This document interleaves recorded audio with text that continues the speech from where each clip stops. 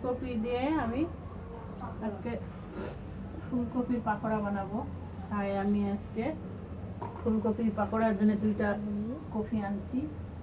দুইটা কপি আমি এখন কেটে নেব পিস পিস করে। পিস পিস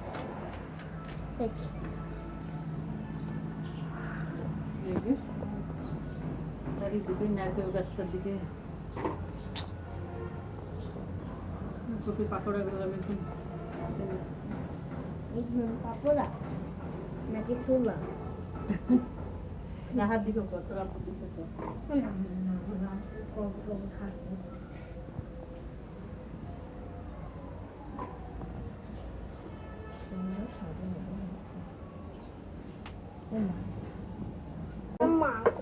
আমি এখন এটাও কেটে নেব পাকোড়া বানানোর জন্য। একটাই হবে না, এর জন্য দুইটা করব। তাই হবে না, এর জন্য আমি দুইটা করব। মাছগুলোকে সুন্দর করে সাজাই নিচ্ছে আমার ছোট মেয়ে। এটাও আমি কেটে নিব এখন। হ্যাঁ আমি এই সবার বড় না চাকরি হয়ে গেছে।